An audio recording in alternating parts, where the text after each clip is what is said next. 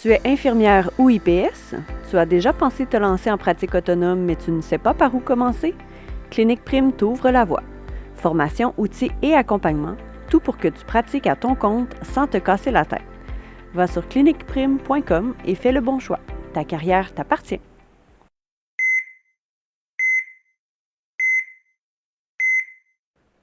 Être préposé aux bénéficiaires, c'est remplir 10 fois le même chariot, répondre à 100 cloches et faire 8000 pas par quart de travail, sans jamais accumuler de points Air Miles. Vous écoutez Réseau Enfer.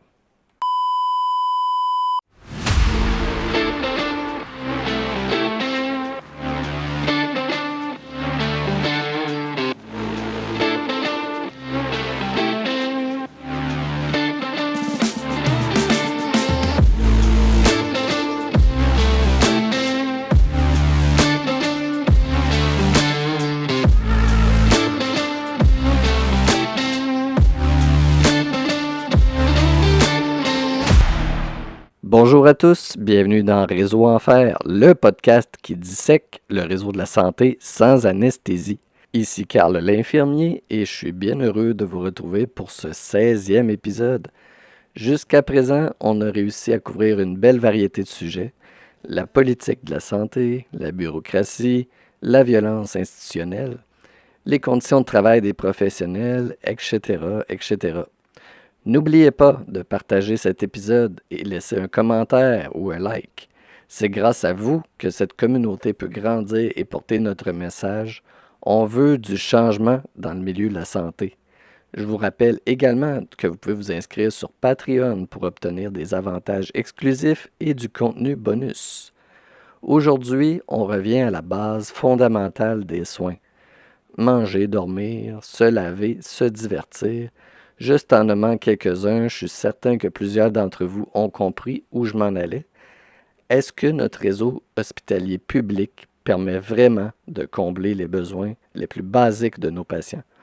On ose croire que oui, mais écoutez bien ce témoignage d'une préposée aux bénéficiaires en milieu hospitalier. Je vous avais promis une surprise dans cet épisode. On va essayer une nouvelle formule, une discussion à trois entre moi, mon invité et une co-animatrice bien choisie. Laissez-moi savoir si vous aimez ça et bon épisode. Alors, comme je vous ai dit, aujourd'hui, je suis en très bonne compagnie. J'ai une co-animatrice avec moi. Je vous présente Maria. Bonsoir. Puis, j'ai notre invitée de la semaine, une préposée depuis plusieurs années, une collègue en or qui se distingue par son efficacité et son rire contagieux. Bienvenue dans Réseau Enfer, Jasmine. Merci. Parle-nous un petit peu de ton parcours professionnel. Comment t'en es arrivé à devenir préposée en milieu hospitalier? Bien, pendant que je travaillais, pendant mes études, j'ai travaillé dans un CHSLD, sur l'entretien ménager, tout ça. J'ai vu un peu c'était quoi d'être préposée. Quelques années plus tard, j'ai décidé de faire le pas et de faire mon cours de préposé. Parce que quand on est à l'école, on n'en entend pas parler de ça va être quoi. Personne nous dit que ça existe non plus. Fait qu'après l'avoir vu, je me suis lancée. J'avais une amie aussi qui faisait son cours. Puis c'est ça. C'est ça, t'en es arrivé là. Tout le monde a sa propre idée de c'est quoi devenir préposé. Est-ce que le clash a été marquant pour toi avant et après?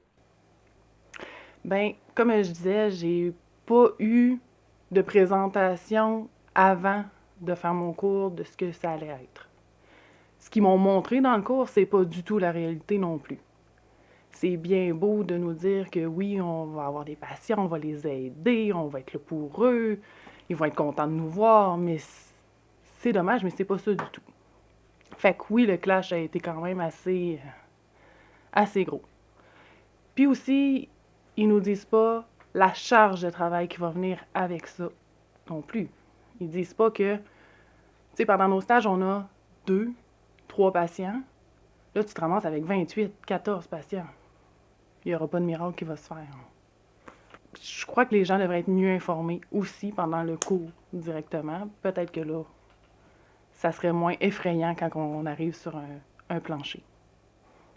En général, selon toi, est-ce qu'il y a un aspect de ton travail qui méconnu du public, tu sais, même tes collègues infirmières, est-ce qu'il y a quelque chose qu'ils sous-estiment dans ta tâche? Mais je pense que la profession en tant que telle est sous-estimée. La plupart des gens vont penser qu'on fait juste, pardonnez-moi, mais torcher les gens. Mais c'est beaucoup plus que ça. Oui, ça fait partie de changer une culotte, d'essuyer le vomi et des choses comme ça. Oui, ça en fait partie, mais il y a une écoute qui doit se faire, il y a un partage qui doit être là avec le patient. Que ça, on dirait que les gens ne comprennent pas non plus. C'est pas des soins à la chaîne que, ben, idéalement, il faut faire. C'est ça que chaque fois que tu entres avec un patient, c'est une relation qu'il faut que tu établisses. Ben oui, parce que tu sais, veux pas, je rentre dans son intimité. C'est pas tous les jours qu'on aime que la personne, c'est la première fois que tu la vois. Bonjour, ouvrez votre culotte, je vais vous changer. Un petit préliminaire, si ça fait pas de tort, là, tu sais. Vous êtes aussi, tu sais, les premières personnes que les patients voient toujours, en fait, parce que tu réponds à tous leurs soins de base, t'es la première personne de ton corps de travail souvent à voir le patient. Oui, parce que, tu sais, l'infirmière, elle a ses tâches c'est sûr que quand j'arrive sur le département, si ça sonne, oui, je vais être la première. Ça sera pas l'infirmière ni l'auxiliaire Fait qui que va aller voir. Ça va être toi qui vas recevoir toutes les confidences en premier. Tu sais, c'est souvent toi qui es en première ligne, si je peux dire. Fait qu'effectivement, tu changes absolument pas juste les culottes. Tu sais, t'es la confidente première des patients. Oui, puis tu sais, souvent, l'infirmière ou l'auxiliaire vont aller voir le patient, oui, mais ça va être plus sur une base de je prends tes signes vitaux, je te donne ta médication, je fais pour que tu sois bien de ta santé, là, de ce qu'on peut faire, là. Mais après ça, ils ont d'autres tâches aussi. Fait que c'est le préposé qui va rester au chevet du patient toute la journée. Là. On le sait tous que c'est un travail vraiment pas facile. D'autant plus que dans le fond aussi, les infirmières te font des demandes. Les infirmières auxiliaires, les patients. Pour jongler avec tout ça, est-ce que ça prend beaucoup de patience? Beaucoup. Beaucoup de patience. Faut apprendre à dire non. Faut le comprendre vite. Je l'ai peut-être pas compris encore, mais j'essaie quand même. Faut aller aussi avec les priorités. Ce qui semblerait ne pas être facile. Parce que qu'est-ce qui est une priorité pour moi n'est pas nécessairement la même pour eux. Puis il faut gérer aussi, tu sais, comme tu viens de le dire, l'infirmière. Mais l'infirmière, ça me demande ça, c'est-tu parce qu'elle a pas le temps ou c'est parce qu'elle a la flemme d'y aller, là? Tu sais, il y a une différence. Puis la famille qui va demander des choses pour leurs parents, des fois, sont capables de le faire aussi, là. Fait que c'est un peu de juger de la pertinence des demandes qu'on te fait pour. Tu sais, on comprend que, bon, si on établissait. Ça fonctionne pas hiérarchiquement, mais en même temps, oui. Tu sais, c'est peut-être pas toi qui es en mesure de leader l'équipe, mais t'as ta propre autonomie aussi, t'as tes tâches à accomplir, puis si tu juges que quelque chose n'est pas prioritaire, tu peux décider de pas le prioriser, là. Oui. Puis c'est... Tu sais, on n'a pas le choix de faire ça non plus, parce qu'on n'a pas le temps. On n'a pas le temps de faire notre travail. Ça doit quand même pas être facile. Tu sais, surtout, j'imagine, quelqu'un qui rentre en tant que préposé, de justement être obligé de dire non, de faire face à son infirmière, puis de dire, ben, j'ai pas le temps de le faire. Comment tu l'as vécu, toi, mettons, au début de ta carrière en tant que préposé? Ben, moi, au début de ma carrière, j'étais de nuit. Puis, honnêtement, je disais oui à beaucoup de choses. Il y a des choses que, tu sais, avec le recul que j'aurais pu faire, ben, arrange-toi. Parce que, tu sais, il y a un moment donné où ce que moi, j'ai eu besoin, puis je me suis fait comme, il va falloir que moi, je m'arrange moi-même. Ouais. Est-ce que ça arrive souvent? Est-ce que tu sens que l'entraide, c'est plus toi qui aide les infirmières, mais que c'est plus difficile d'obtenir leur aide? Oui. Oui, parce que ils sont tout le temps en train de dire, oui, on est occupé. Oui, je comprends, mais c'est ton patient aussi. Puis tu te dois de le voir, de lui parler, de savoir.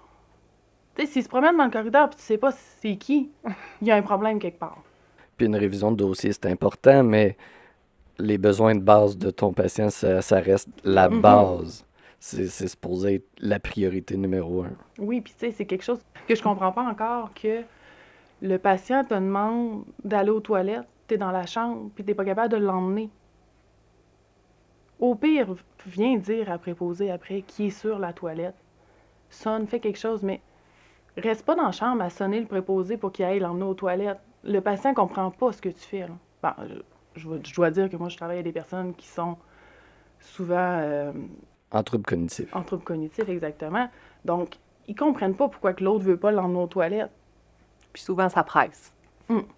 Puis souvent, ils ont un système d'alerte au lit qu'ils vont se lever même si toi, tu sonnes pour attendre le préposé, il attendra pas, là. Non, puis il comprend pas. Des fois, il y en a un autre dans la salle de bain, puis il comprend pas qu'il y a quelqu'un d'autre dans la salle de bain, là. Ouais, la patience manque des deux côtés. C'est ça. Je comprends que tu as travaillé sur les corps défavorisés de soir et de nuit. C'est quoi les enjeux que tu as vécus sur ton milieu de travail? On imagine que c'est travailler en sous-effectif, puis avec une surcharge de travail importante.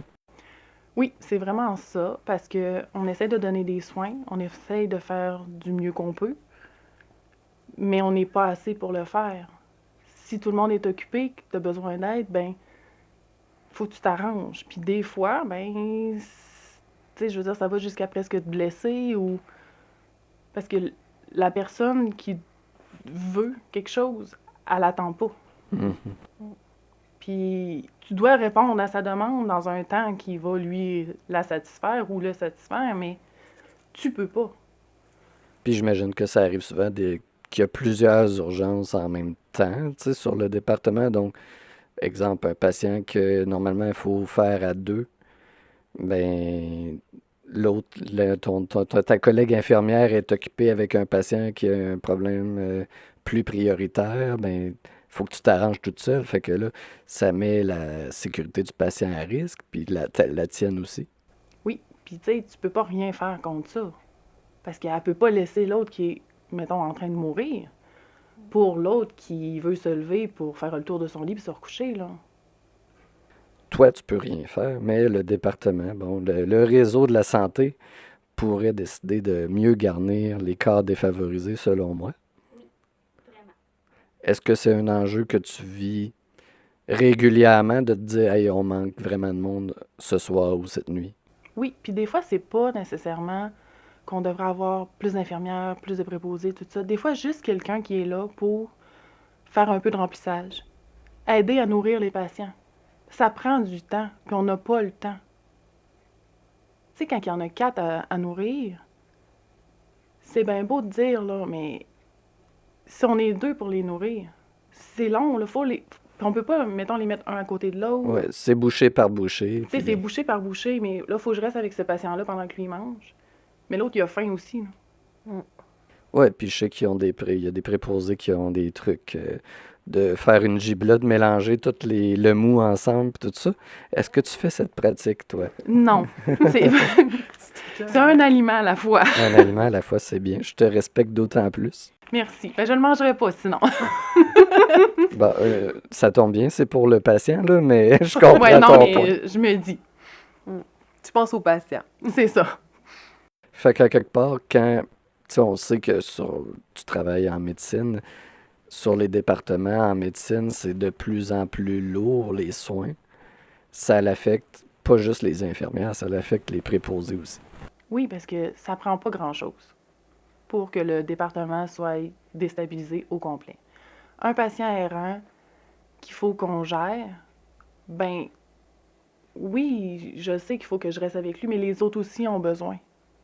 Les autres aussi vont sonner, les autres aussi, ils se demandent qu'est-ce qui se passe, ils ont peur mettons là, du patient errant, ils comprennent pas nécessairement pourquoi il erre comme ça. Il est peut-être pas nécessairement agressif, mais fait, qu'est-ce que j'en fais, moi, de ce patient-là? Je me dois de rester avec lui parce qu'il est à risque de chute, mettons. Puis les autres, ben, ils sont tous pénalisés pour ça. Puis ça prendrait pas grand-chose, juste quelqu'un qui marche avec lui. Tandis que les autres pourraient continuer à voir les autres patients, là, tu sais. Avez-vous des ATSS qui vous aident un peu sur votre département? Bof, ils disent qu'il y en a, mais j'ai jamais... T'as pas eu l'occasion de voir... Non. OK. C'est une légende. Je crois que probablement sur le corps de jour, il y en a. OK. Un corps qui est déjà plus garni que de soir C'est ça, et puis de de- nuit. Là où il n'y en a pas besoin. De ce que je comprends. Parce que de jour, on sait que, bon, les équipes sont quand même bien garnies parce qu'effectivement, bon, ils ont beaucoup d'examens, beaucoup de nouvelles prescriptions, beaucoup d'admissions, tout ça, je comprends. Mais ça veut pas dire qu'il n'y a pas une tâche équivalente parfois sur les corps de soir et de nuit. Ben, pour travailler, avoir travaillé le soir aussi, des admissions, il y en a de soir. Des départs, il y en a de soir. Des examens, il y en a de soir aussi. Puis on est quand même pas mal moins que de jour, là. Fait qu'un ATSS, ça pourrait nous aider. Puis pas un ATSS qui va être là pour 12 étages, là. Ouais, ouais. Un consacré pour ton département. On dit préposé aux bénéficiaires, mais j'ai l'impression que ça en englobe beaucoup d'affaires, là. J'ai fait une petite liste de toutes les tâches qui vous sont attribuées. On parle d'hygiène, alimentation des patients, relationnel, remplissage de matériel. On pourrait aussi dire que des fois, vous êtes le GPS des patients, orienter les patients un peu désorientés.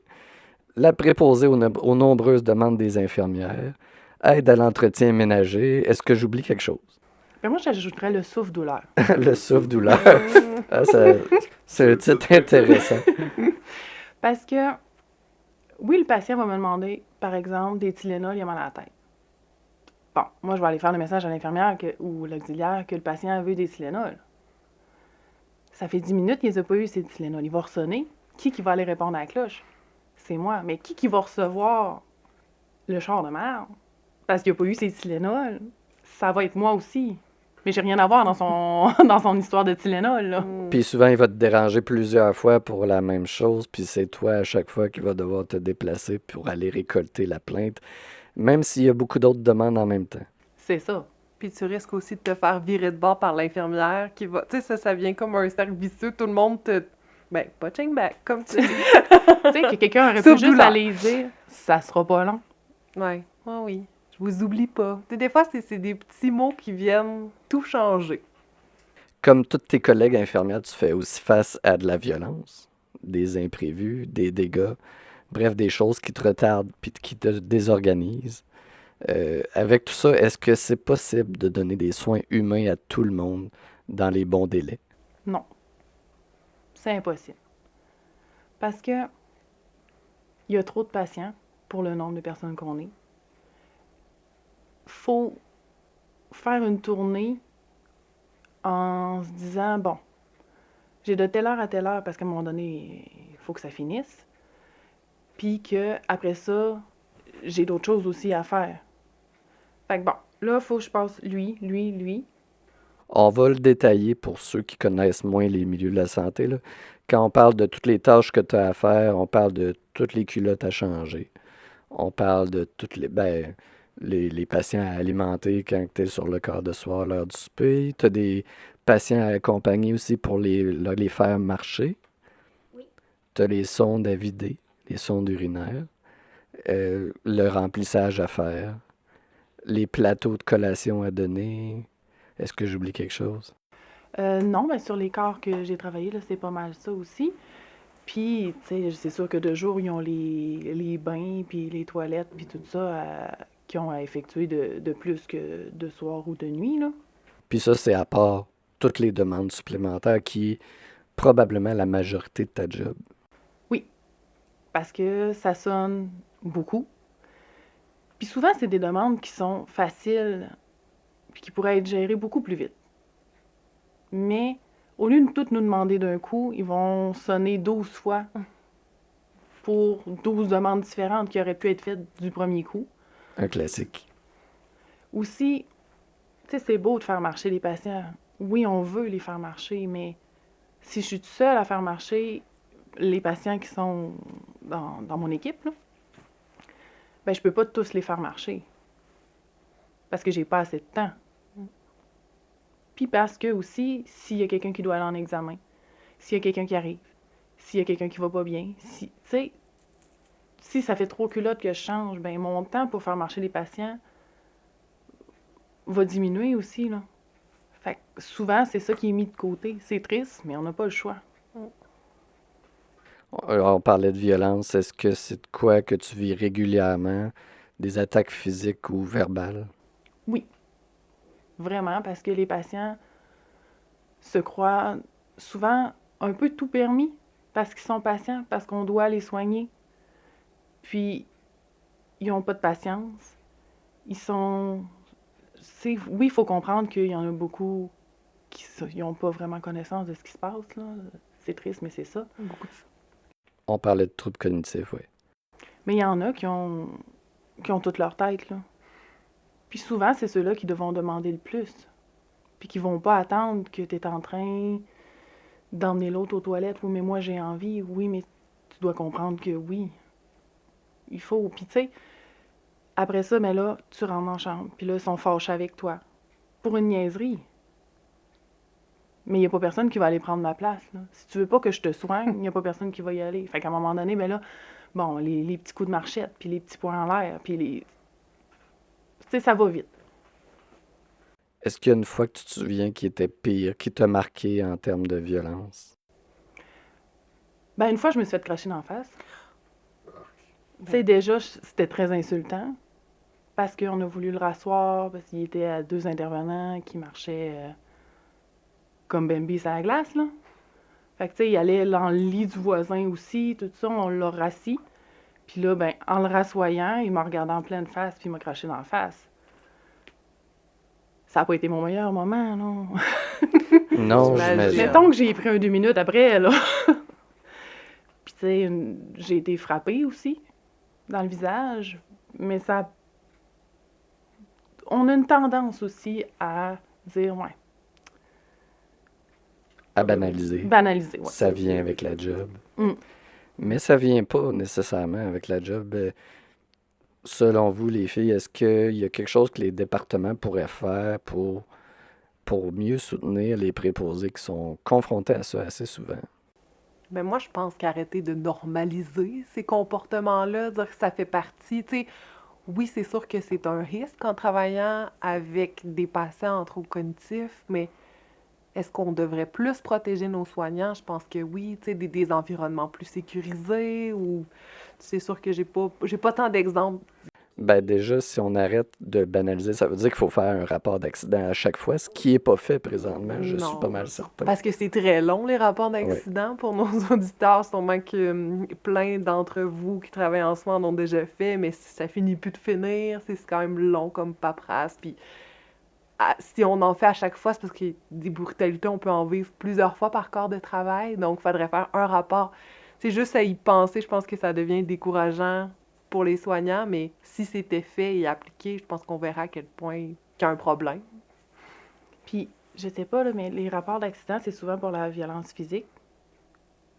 Mais cela psychologique, Mhm. Ah non, ça, il n'y a aucun recours, on dirait, hein? Qu'est-ce qu'on... Tu sais, à part une infirmière qui pourrait lever un flag sur un plan de travail pour dire faites attention, ce patient fait du clivage, de la violence psychologique, à part de lever le flag, je sens pas qu'on a d'autres recours, là. Mais c'est comme si la violence psychologique, et ça même entre collègues, là, parce que j'en ai vécu de la violence psychologique, même de ma chef d'unité. Là.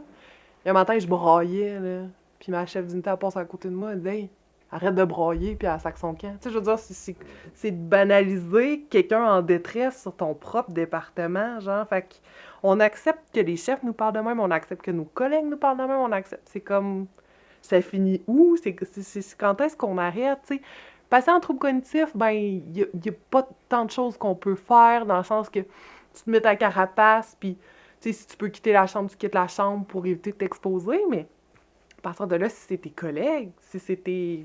C'est comme, on peut-tu... Fait qu'il faudrait arrêter d'accepter. Ben, Faudrait dénoncer beaucoup plus souvent toute violence. Même si c'est un patient avec un trouble neurocognitif, il faut, après que le département prenne des mesures pour protéger son personnel mieux que présentement. Puis toi, comment tu le vis côté santé mentale, de vivre tout ça au quotidien dans ton travail? ben des fois, c'est vraiment difficile. Parce que des fois, on a beau se dire, oui, il y a un trouble cognitif, oui, ci, oui, ça. Mais ça fait mal. Mhm. Tu sais, quand tu passes, là, des fois, c'est juste une petite phrase. Là. Oh, regarde là, elle. Elle est pas fine. Écoute, je t'ai tout emmené sur ce que je pouvais, là. Mm. Parce que je t'ai dit non. Parce que, je sais pas, t'es en restriction. Je t'ai dit non que tu pouvais pas avoir un autre verre d'eau. T'as atteint ta restriction. Là, je suis la pire personne que t'as jamais vue. Puis à chaque fois que tu me vois, tu me le répètes. Mm. Tu sais, mais quand même, ça me ferait mal. J'ai pas le choix de retourner parce que faut que je sois là pour toi. Ouais. Fait que, tu sais, à un moment donné, c'est comme... Faudrait qu'il y ait quelque chose qui pourrait faire comme... Mais... Même s'ils comprennent pas, enlevez-les. Quelqu'un d'autre vient prendre ta place ou quelque chose, mais il y a pas assez de monde pour faire ça. Ben, on se demande pourquoi il manque de PAB, de préposés aux bénéficiaires dans le réseau. Ben, déjà, on a des éléments de réponse avec ce que tu as commencé à nous dire. Il faudrait certainement que les employeurs fassent un meilleur travail pour valoriser la profession. Qu'est-ce que tu en penses? Ben, faudrait que, tout d'abord que ça soit mieux connu. Ouais. Parce que, bon, ok, ça fait quand même longtemps que je suis allée à l'école, là, mais c'était pas quelque chose qui nous disait que ça pouvait être une possibilité de... Ils vont nous parler d'être infirmière. Puis même auxiliaire, c'est pas tant non plus présenté. Mais c'est des métiers aussi. Mm. Fait que de base, ça devrait être présenté quand même quand on est plus jeune. Ensuite de ça, il devrait avoir plus d'écoute des chefs de département, tu sais, que des fois, c'est juste des petites niaiseries qu'on va dire. Mais ça va nous aider dans notre travail. Tu sais, de mettre une boîte de gants plus proche là, parce que, je sais pas, moi, être au loin rendu là, puis il y a plus de risques pour que le patient tombe ou quelque chose. C'est niaiseux, mais ça va aider d'une certaine façon, tu sais. Ça t'aide plusieurs fois par jour parce que tu vas plusieurs fois par jour dans la même chambre, au même endroit, puis tu dois prendre des gants. Puis des fois, c'est des détails, mais c'est des irritants que les chefs ne tiennent pas compte. Oui, puis, ben, en milieu hospitalier aussi, c'est que il y a des équipes volantes, il y a des étudiants qui travaillent juste la fin de semaine, tout ça. On a des formations sur, par exemple, les contentions, sur s'il y a un feu, sur ci, sur ça. Mais les équipes volantes vont pas être mis au courant. Ils savent pas les choses sont où. Fait que, tu sais, c'est dommage, mais c'est pas le fun, là. S'il y a un problème, puis que tu travailles avec l'autre préposé, mettons, c'est dans une équipe volante, mais ça doit être le même problème pour les infirmières puis les auxiliaires aussi. Fait qu'ils savent pas le matériel il est où. Ils savent pas comment, sur le département, là, ça va fonctionner. Ils savent pas comment installer la contention parce qu'ils n'ont pas eu la formation. Mais ça, t'apportes ça avec ton chef de département. Puis, ouais, mais on est content de les avoir, les équipes volantes. C'est pas ça que je dis. Tu sais, c'est juste qu'ils devraient être formés comme nous, qui sont sur le département. Définitivement. C'est des aides pour votre département, mais ils n'ont pas la formation. Fait que ça fait que vous devez pallier, mais vous n'avez pas le temps de pallier. Donc, s'ils recevaient les mêmes formations que vous, que tout le monde soit au même niveau, tu sais, même s'ils ne savent pas les choses sont où, bon, oui, c'est irritant, mais c'est moins pire que, genre, mettre une contention que tu dois faire ça rapidement, mais qu'ils peuvent pas le faire, ou, tu sais, des formations comme ça. Fait que, tu sais, ça serait des petits irritants qui seraient déjà mieux. Ça aiderait peut-être à garder aussi du personnel qui se sentirait plus valorisé.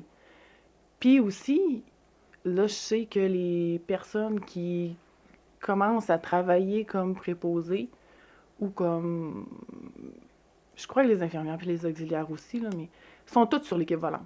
Ah! Il n'y a plus Ouais. personne qui sont dédiés à un département, puis c'est équipe volante jour, soir, nuit. Comment vous voulez garder du personnel? Oui, ils veulent normaliser le déplacement. Mais quand j'ai commencé, moi, il y a longtemps, c'était ça aussi. On commençait toutes sur l'équipe volante, on n'avait pas. Fait on touchait à tout. Mais là, si je comprends bien, c'est pour leur plan de vous garrocher un peu n'importe où. Oui, oui, les infirmières, le personnel mobile, c'est ça le gros enjeu qui va être encore là dans la prochaine convention. Puis récemment, j'ai orienté quelqu'un qui venait d'un autre centre hospitalier, qui était sur l'équipe volante. Fait que je me dis que ça doit être quelque chose aussi qui s'en vient, que les équipes volantes vont être envoyées entre centres hospitaliers, là. C'est rien pour aider, on parlait de valorisation de la profession, mais quand tu sens que tu peux te faire pitcher n'importe où, est-ce que c'est vraiment valorisant? Puis moi, je crois que, et, tout d'abord, quand tu es sur l'équipe volante, si tu choisis d'y rester, parce qu'il n'y a plus de poste. Fait que, oui, tu rentres sur l'équivalent, mais à l'affichage de poste, tu pourras pas postuler, là. Il n'y en a Ok. pas. Ah, ouais. Fait que, c'est pas pour tout le monde, là. Non, définitivement. D'être sur l'équipe volante, c'est un stress continuel dépendamment, il y en a qui gèrent mieux les déplacements, puis que c'est un challenge, mais il y en a d'autres qui ont besoin d'avoir une routine, une structure, puis c'est comme ça qu'on s'améliore aussi des fois en restant un petit peu plus stable sur un département, d'apprendre c'est quoi notre rôle, puis de... Après ça, c'est un stress supplémentaire, je trouve, pour tout soignant qui commence de se faire garrocher. Si en plus c'est à travers d'autres centres, qu'on sait que c'est censé être tout avoir les mêmes paperasses, tout ça. Je sais pas si c'est partout pareil, là. Mais en tout cas, bref, ça peut devenir très confus et difficile à vivre, là, et décourageant, je pense, pour tous les nouveaux. Oui, puis dans un contexte de pénurie de main-d'œuvre, tu t'aides pas. Tu sais, bon, je sais qu'ils ont fait un gel d'embauche, là, puis qu'ils sont dans le déni qu'il y a une pénurie, mais il y a une pénurie. Puis le monde qui continue de quitter, ben, c'est pour des raisons comme ça. Mm, mm. Tantôt, tu parlais de la perception qu'on a à des préposés avant de devenir préposé, puis ça vient de me revenir. Dans le fond, là où on entend le plus parler des préposés, c'est dans les médias. Dans les médias, on entend quand même beaucoup parler des préposés aux bénéficiaires, puis c'est jamais positif. C'est toujours des histoires négatives. Fait que déjà, la seule publicité qu'ils ont dans la société, si on veut, c'est du négatif qui entoure les préposés. Oui, c'est souvent de la maltraitance, des choses comme ça. Que ils font pas leur travail, que les gens sont laissés à eux-mêmes et tout le tralala. Mais il n'y a personne qui parle de la maltraitance de la préposée non plus. Mm. Non, ça reste un sujet tabou. C'est comme si ça n'existait pas. On peut parler aussi de manque de reconnaissance salariale. Tu sais, veux pas, tu travailles dans une équipe. Mais bon, c'est normal que tout le monde n'ait pas le même salaire, mais en même temps, je pense que vous plafonnez assez tôt dans votre salaire. Fait que, tu sais, de ne pas avoir l'opportunité de continuer de monter de salaire, même avec beaucoup d'expérience, est-ce que c'est quelque chose qui nuit selon toi? Ben, moi, quand j'ai commencé, on avait des échelons. Je pense qu'on en avait 5, là, il y a quelques années. Maintenant, ben, c'est sûr que voir la jeune fille qui commence, ben, la jeune, elle peut ne pas être jeune non plus, là, mais la nouvelle personne qui commence, qui est au même salaire que moi, Mm. C'est insultant un petit peu. un brin. Puis, de voir aussi que Bernadette, qui fait pas la job dans le coin là-bas, là, a le même salaire que moi. Non fictif. Pourquoi? On va laisser le doute. Hey, Mais oui, non. Fait que dans le fond, si je comprends bien, il n'y a plus d'échelon, là. T'es plafonné au même niveau que ceux qui rentrent. Que tu aies 1 an ou 12 ans d'expérience, tu as le même salaire. c'est le même salaire. On a des augmentations là, à cause de... Des nouvelles conventions. Des nouvelles À conventions. chaque nouvelle convention, ça change. Ben, c'est certain que dans le réseau public, c'est pas l'employeur qui contrôle le salaire. Bon, c'est les négociations avec le gouvernement, mais ça prend d'autres incitatifs pour attirer puis garder tes préposés. À ce moment-là, je pense que l'écoute de ton personnel que tu mentionnais plutôt pourrait jouer pour beaucoup, puis des accommodations d'horaire, tout ça. Selon toi, est-ce que, dans ton expérience, est-ce que c'est fait suffisamment? C'est pas fait du tout. Il y a aussi que c'est un travail où c'est 24 heures sur 24. Fait que les quarts de soir puis les quarts de nuit, c'est pas souvent les quarts que les gens veulent travailler. Ils préfèrent le quart de jour, puis c'est comprenable. Puis c'est pas tout le monde qui peut travailler de nuit non plus. Ni de soir, vu leur vie familiale et tout, ça va. Mais offrez quelque chose. Tu sais, c'est bien beau de dire, vous avez une prime de soir, vous avez une prime de nuit. Écoute, on nourrira pas personne avec ça, là. Ça changera pas le monde, puis c'est pas assez pour inciter quelqu'un à dire « Ouh, je travaille de nuit, là. » Qu'est-ce que ça prendrait, selon toi, pour inciter plus les gens à travailler sur ces corps-là de travail? Peut-être juste donner un petit quelque chose de plus. Plus que le salaire. Tu sais, je sais pas, mettons, tu travailles de nuit, t'es capable de t'accumuler une semaine de vacances de plus. Ok. Tu sais, déjà là, tu ferais comme, ah ben, tu sais, oui, je travaille de nuit, mais il y a un petit quelque chose. Quelque chose de valorisant, puis un peu pour compenser, parce que la prime ne compense pas vraiment le fait de travailler 12 mois par année sur le chiffre de nuit. Non. Puis en plus, moi, de mon expérience de travailler de nuit, tu arrives dans un stationnement qui est vide, que tu payes à tarif complet. C'est choquant. Est-ce que tu es d'accord? C'est très choquant. Puis en plus de ça, il faudrait dire qu'avec la pandémie puis tout ça, là, il y a eu que les visiteurs qui viennent à l'hôpital ont 2 heures gratuits. Mais moi, ça m'a pas changé de prix de mon stationnement, là. Non, non. Il a augmenté. Fait que dans le fond, tu payes pour les heures gratuites des visiteurs. Ben, Je c'est comprends bien. Tu sais, à un C'est moment là qu'ils ont donné, été chercher l'argent.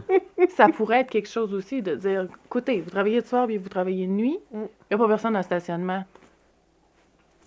Allez-y, Ouais, définitivement. je prends pas la place de personne. Est-ce que... On n'a pas vraiment parlé encore, puis c'est quand même important, je pense, là. L'environnement de travail. Tu sais, on sait tous que, bon, il manque de matériel, il manque d'espace. Euh, Est-ce que tu vis souvent des situations où ça affecte la dignité du patient ou les soins au patient? Oui. Par exemple. Par exemple, ils sont venus désinfecter une chambre, ils n'ont pas ramené les rideaux. Ouais. Ça arrive quand même souvent, c'est ça Oui. le pire. C'est Là, des faut que je situations- Dans une chambre où il y a plusieurs patients. Ils n'ont pas ramené le rideau qui va séparer les deux patients, mais là, il faut rappeler. Puis là, l'entretien, oui, ils vont venir, mais quand? Mm. Ils ont peut-être d'autres priorités aussi. Fait que là, ben, OK, on faudrait peut-être changer le patient, il se rend pas jusqu'à la salle de bain. Je fais quoi, j'enferme l'autre dans la salle de bain? Attendez. Tu sais, Mm. on... Ce que j'avais en tête aussi, c'est ça peut peut-être être dangereux même. Tu sais, circuler dans des chambres encombrées, puis avec plusieurs patients, puis avec des marchettes qui traînent des tables, du matériel médical. Qu'est-ce que tu en penses? Ben oui, parce qu'il y a beaucoup de choses qui pourraient ne pas être là. Puis quand on rajoute, bon, le lit, les meubles là, de la chambre, après ça, tu rajoutes la chaise d'aisance. Bon, là, il va falloir prendre le verticalisateur. Là, il y en a qui le laissent dans la chambre. Parce qu'il y a juste ce patient-là sur l'étage qui... Oui, OK, mais il prend la place. Hein. C'est gros. Puis là, ils ont rajouté des écrans. Où ce que là, oui, on peut pas vraiment le tasser. Il bouge, mais... Des TV qui ont rajouté? ou- Non, non, il n'y a plus de TV dans les hôpitaux. Ah! Ils ont plus de plaisir. Non, c'est vrai. Puis ça, c'est quand même triste, là. Les patients, ils n'ont plus aucun divertissement, il n'y a plus aucune télé. Ben voyons donc. Ils regardent les petits murs beiges. Oh. C'est tout ce qu'ils ont à faire. Ben, en tout cas, bon, on parle de certains établissements, là, c'est peut-être pas de même partout. OK. Des écrans, c'est pour faire vos soins, dans le fond. Ben ouais, là, c'est pour remplir les plans puis les choses comme ça. OK. Puis il y a un clavier qui se remonte aussi, mais c'est parce qu'il est dérangeant. Ça prend de la place. Tu sais, il y a des fois où ce que, de la façon que c'est situé, il faut mettre le fauteuil du patient proche. On peut pas vraiment passer en arrière. On est tout le temps accroché dedans. L'infirmière, il faut qu'elle passe son petit casier à médicaments est là. Tu sais, ça pourrait ne pas être là aussi.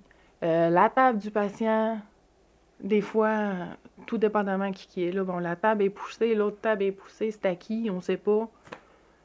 Fait que le verre d'eau, à qui on le donne? Les dentiers sont mélangés, faut T'sais- les tester. Ah, c'est pas le fun. Je ris, c'est pas drôle. L'autre qui crie, il a mangé ma pomme. Bon. Bon, OK. Il a jamais mangé de pomme. Il est allergique aux pommes. C'est ça. Non, mais c'est pas facile. Puis des fois aussi, il faut changer, parce que, mettons, on a fait un transfert, quelque chose comme ça, mais là, il faut qu'il garde son lit armé, là, l'autre, c'est pas un lit. Faut déménager le lit. On passe pas dans la porte, on passe pas dans l'autre lit. Là, le patient est dans le lit, faut le mettre tout croche dans la chambre pour sortir l'autre lit, parce qu'on n'a pas de place. Fait que si je comprends bien, les chambres sont trop encombrées. C'est dangereux pour le personnel et pour les patients. Oui. Mais il y aurait moyen de moyenner. Dans le sens que si on sortait Parce qu'on n'a pas de le besoin. matériel inutile des chambres, si on prenait un petit 2 minutes avant de sortir d'une chambre pour s'assurer que, je sais pas, que l'environnement est sécuritaire, est-ce que ça l'améliorerait? Ben, ça serait déjà un bon début. De se dire que quand tu quittes la chambre, le patient a les choses qu'il a de besoin proches de lui, puis le restant, tu sais, y a-tu besoin du savon à côté de son petit chose? Non. Fait que le meuble peut être poussé, là, tu sais. Puis moi, je militerais pour la disparition des chambres. J'appelle ça des chambres publiques, là. Quand tu as 3 patients et plus, là, est-ce que tu as ça régulièrement? Puis est-ce que tu as des anecdotes à ce sujet-là? Ben mon Dieu, on a ça régulièrement. C'est toujours comme ça. Des chambres à 3 ou 4 patients. Oui. Puis là, ben, il y en a des plus mêlés que d'autres. Il y en a qui sont... Là, ils voient qu'ils sont... Tu sais, je veux dire, c'est une petite madame, elle voit qu'il y a 2 messieurs avec elle. Là, elle panique. Là, t'as tout le matériel dans la chambre parce qu'il y a un lit qui est là, mais il pourrait ne pas être là. Ça serait mieux. Dans le fond, on parle d'un lit de surcapacité dans une chambre qui devrait être à 3, mais rendu à 4. Oui. OK. Puis il y a aussi, quand il faut qu'on fasse des soins, mettons avec un lève-patient, dans ces chambres-là. Ça fonctionne pas. C'est tortueux. Ben là, il n'y a pas de place. Ah ouais. Faut que tu t'assures que personne bouge. Si vous êtes dans votre fauteuil, restez-y, c'est pas le moment. Puis là, on parle même pas de l'aspect intimité, là. Non, ben là, T'entends les autres roter, péter, puis ronfler, là. si on y pense comme faut, là. T'es d'une chambre à 3, 4, faut que t'ailles aux toilettes, mais faut que t'ailles sur une chaise d'aisance. Entre 2 petits rideaux tout minces, qui des fois sont un peu décrochés d'en haut. T'as-tu vraiment le goût de faire tout ce que t'as à faire? Non. Tout le monde entend et sent ce que tu fais. Mhm. C'est pas digne. Non. Puis souvent, ça arrive ces heures de repas. C'est dommage, mais c'est ça. Fait que, bon appétit. Ouais. Bref, te vois-tu encore dans le réseau dans 15 ans? Je le sais vraiment pas. Tu y vas au jour le jour. Oui.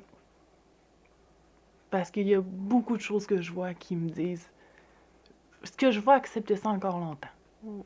Qu'est-ce qui te maintient dans... Qu'est-ce qui fait que tu es encore là aujourd'hui, après plusieurs années, à prendre soin?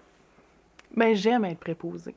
Le travail de préposé, d'être auprès du patient, des aider, des écouter, même si des fois c'est un peu louche. mais tu sais, je sais que ça leur fait du bien. Même si ça n'a pas aucun sens ce qu'il me dit, je le sais que ça leur fait du bien. Et je rentre chez nous et je me dis, ben, j'ai peut-être été la seule personne qui l'a écouté. Tu sais? Fait que oui, ça me garde. Mais le reste, tout ce qui est structurel, vraiment, là, à un moment donné, on vient à bout. On voit que ça te rend beaucoup émotive. C'est correct. Est-ce que tu as déjà eu envie de faire ton cours d'infirmière ou d'infirmière auxiliaire? Infirmière auxiliaire, oui. Parce qu'infirmière, ça serait quand même un long cours. Hein. Mais auxiliaire, oui, je suis allée m'informer, tout ça. Il y a toujours le côté que faut que je diminue mes heures de travail pour pouvoir faire le cours. Là, veux pas. Mhm. Oui. Puis il y a aussi que, tu sais, comme là, avec... il n'y a pas de job d'auxiliaire. Il n'y a pas de poste. Quand même bien que ça fait plusieurs années que je suis dans le milieu. Oui, je garde mon ancienneté, mais je vais rester préposée. Il n'y a pas de poste. Tu vois pas rien d'intéressant qui pourrait, dans un avenir rapproché, être intéressant pour toi? Parce que, tu sais, là, on peut pas afficher sur des postes d'auxiliaire pour être sur un département. Il n'y en a pas. Même. Ouais. OK. Fait que, tu sais, il y avait une professeure qui parlait, il y a pas très longtemps, que les élèves commencent à paniquer un peu. Ils savent pas ce qu'ils vont faire. Dans l'épisode 6, si je me trompe pas, du podcast, c'est ça que tu parles? La professeure? Oui. Non, sur mon département. Ah, OK. Il y a eu des élèves qui sont venus récemment. Ah, OK. Puis, c'est ça, la professeure parlait avec l'infirmière. Là. Puis, de ce que j'entendais, c'est que les élèves, ils voient que ils pourront pas avoir un poste en plein si c'est pas, mettons, équipe volante. Puis encore là, ils peuvent rester équipe volante longtemps parce que ils peuvent pas appliquer, il n'y a pas de poste. Bon, dans la prochaine année, moi, je pense que ça va rester mort. Par contre, un coup que la CAQ va être débarquée, parce que c'est une formalité, là, les prochaines élections, ce sera pas la CAQ qui va se faire réélire. Pas mal certain qu'on va rouvrir les valves puis que le climat politique va changer un peu. On va se le souhaiter. On va l'espérer en tout cas parce que faut pas vivre 4 autres années de CAQ. Je pense qu'on s'entend tous là-dessus. Non, faudrait pas. Bref, nos auditeurs, s'il vous plaît, allez voter. Ben, ce serait le mot de la fin. Je te remercie beaucoup pour ton témoignage. C'était un peu émotif. Tu as un peu la larme à l'œil, mais on sent que ça vient jouer. C'est normal, là, c'est ton travail, tu vis ça au quotidien, c'est difficile, puis tu te sens pas souvent écouté et supporté. Ben, Réseau Enfer te supporte, puis on va engager le combat avec et pour toi. Ben, je vous remercie beaucoup. Bye bye Maria. Bye bye Jasmine. C'est une évidence, le réseau public de la santé échoue lamentablement sa mission première, c'est-à-dire combler de simples besoins de base, autant chez le patient que chez le personnel soignant. C'est un échec inacceptable. Si on a de l'argent pour engager toutes sortes de cadres ou rôles obscurs, on devrait en avoir pour engager du personnel soignant. Ça permettrait de soigner les patients adéquatement et prendre soin de ceux qui se dévouent corps et âme dans tous les métiers difficiles du secteur de la santé. Dans le prochain épisode, on revient sur un sujet important, la santé mentale et les milieux de travail toxiques dans les établissements de santé. N'oubliez pas, c'est notre devoir de dénoncer le réseau de la santé si on veut des changements. Merci beaucoup pour votre écoute. Ici Carl l'infirmier qui vous dit ciao, bonne semaine.